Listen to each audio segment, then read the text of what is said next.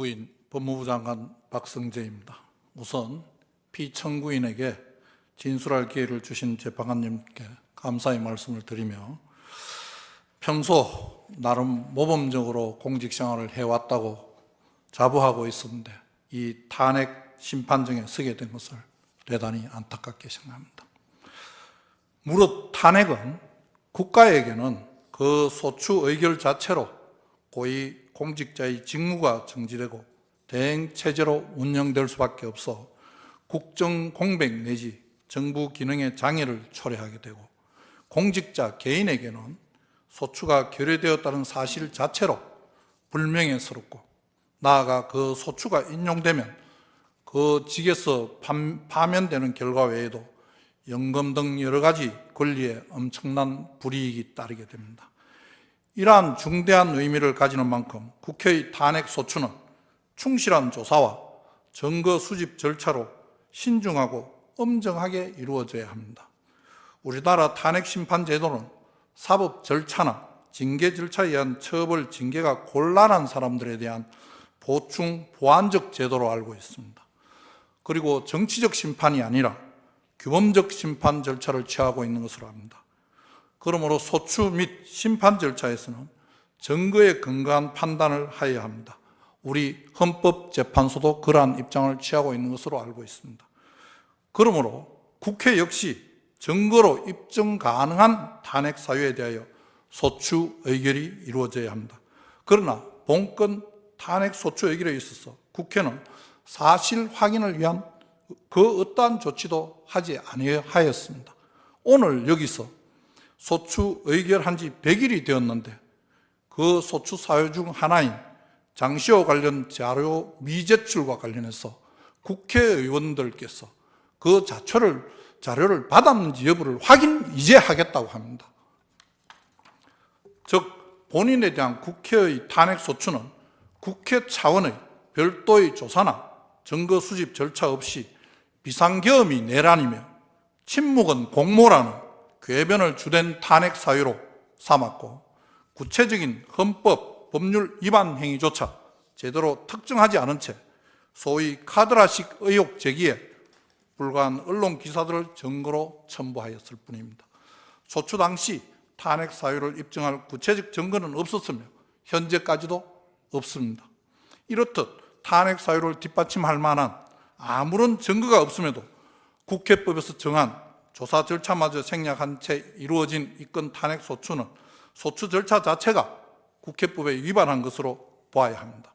만약 국회 측이 국회법에 규정된 탄핵 소추를 위한 조사 절차는 임의 규정이고 재량 사항이므로 관련 절차를 거치지 않아도 되고 탄핵 소추권은 국회의 권한이므로 증거 없이도 소추 가능하다고 주장한다면 이는 이제껏 검찰의 처분이나 정부의 재량 행위에 대해서 권한 남용이라며 문제를 삼아온 국회의 입장과 사뭇 다르다고 할 것입니다. 바로 내로남불입니다. 헌법재판소는 그러한 국회의 주장을 배척해야 합니다. 그렇게 하지 않으면 향후에도 아무런 증거도 없이 탄핵 소추권 행사를 남용하는 이를 조장하는 결과를 초래할 것입니다.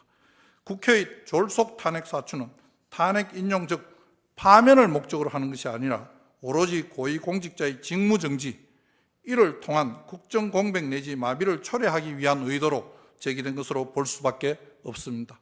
이는 명백한 탄핵 소추권의 남용으로 각하되어야 합니다. 탄핵 소추권이 국회의 권한이라고 다수당의 의도대로 다수결에 의하여 탄핵 소추권을 남발하는 것은 다수결의 원칙을 악용한 다수의 전제정치이자 다수의 폭정입니다. 다수에 의한 전제정치가 민주주의가 처할 최고의 위험이라고 많은 석학들이 경고하고 있습니다. 이에 저는 헌법재판소가 신속한 각하 결정으로 이러한 국회의 폭정에 제동을 걸어주셔야 한다고 생각합니다. 그리하여 헌법재판소가 민주주의와 헌법 가치를 수호하여 줄 것으로 기대하였습니다. 그러나 안타깝게도 그렇게 되지 않았습니다. 2024년 12월 12일 국회의 탄핵 소추 의결로 법무부 장관의 직무는 바로 정지되었고 1회 변론 기일까지 거의 100일이 흘렀습니다. 헌법재판소에서 절차가 지연되는 동안 국회는 자신들이 의도한 탄핵소추의 목적을 이미 달성하였는지도 모르겠습니다. 청구인 측에 묻고 싶습니다. 정녕 본건 탄핵소추 의결서에 법무부 장관을 파면시킬 만한 내용이 들어있다고 생각하십니까? 정말 그렇게 생각하고 본건 탄핵소추를 의결한 것이 맞습니까? 본건 탄핵 청구는 내용 자체로 헌법 및 법률 위반 행위라는 탄핵 사유를 구비하지 못하였을 뿐만 아니라 증거법상으로도 객관적 증거라고 볼 수 없는 의혹 제기성 언론 보도만으로, 그리고 의원들의 일방적인 주장이 담긴 회의록만으로 증거 없이 탄핵소추를 진행하였습니다. 즉 사실 인정을 위하여 심리의 대상이 될 만한 증거는 애당초 제출하지 못하고 있습니다. 청구인 측이 탄핵 사유로 내세우고 있는 비상계엄을 통한 내란 공모 및 동조이즘은 대통령의 비상계엄 선포가 바로 내란 행위이며 법무부 장관으로서 이를 저지 못한 것이 바로 내란의 공모라는, 내란 동조, 공모라는 논리의 비약에서 출발하였습니다. 그러나 헌법에서 예정하고 있는 비상계엄의 선포가 바로 내란 행위라는 것은 법리적으로도 있을 수 없는 궤변이고, 관련자들의 국회에서의 정언 그리고 검경 수사 과정에서 제가 공모, 동조했다는 사실을 인정할 증거가 없음이 이미 밝혀졌습니다. 그리고 언론 보도를 근거로 한 2024년 12월 4일자 안가 비상계엄 모의와 동부구치소 구금시설 마련 지시 역시 같은 과정을 통해 전혀 사실이 아님이 이미 확인되었습니다. 특히 동부구치소 관련은 해당 언론이 오보라며 정정 보도까지 하였습니다. 청구인 측은 제가 정치적 중립을 지키지 못했다는 황당한 주장도 하는데, 도대체 제가 어떤 행위로 누구 편을 들었다는 말입니까? 또한 저는 정당한 사유 없이 국회의 자료 제출 요구를 거부한 사실도, 국회를 경시한 사실도 없습니다. 관련 법률과 법원 판례에 따라 국회에 자료를 성실히 제출하였고 또 필요한 설명도 다 해드렸습니다. 제출하지 못하는 경우에도 우리 직원들이 직접 찾아가서 설명도 하기도 하였습니다.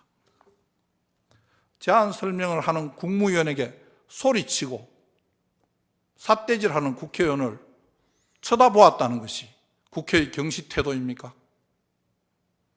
제안 설명이 끝나고 더 이상 질의를 할 수 없는 상황인, 투표가 시작된 상황에 있어간 것이 국회를 경시하였다는 것입니까? 어느 조항에 국무위원은 투표가 끝날 때까지 그 자리에 앉아 있어야 한다는 규정이 있습니까?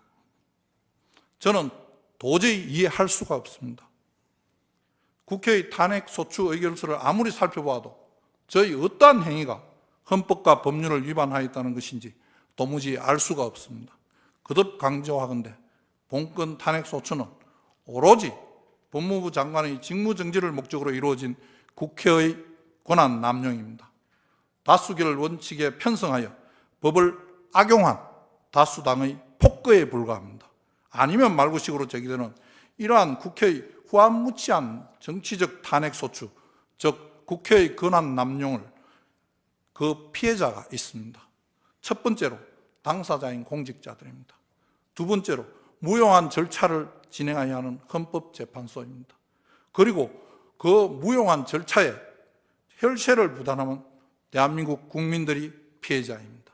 정말 있을 수 없는, 있어서도 안 되는 국가 역량의 낭비입니다. 그럼에도 정작 국회는 그 어떠한 법적 책임도 지지 않습니다.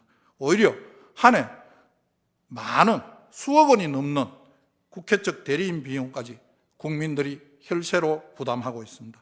이것이야말로 불이이며 국고 손실 행위이자 헌정질서 문란 행위라고 할 것입니다. 이제는 헌법재판소가 기각 결정이 아니라 각하 결정으로 국회의 불법을 선언함으로써 헌정질서를 바로잡아야 할 때입니다. 법의 지배가 아니라 법을 이용한 지배로 흐르고 있는 국회의 폭거에 제동을 걸어주시기 바랍니다. 부디 신속한 각하 결정으로 국회의 남용에 적절한 제동을 걸어주시길 부탁드립니다. 경청해 주셔서 감사합니다.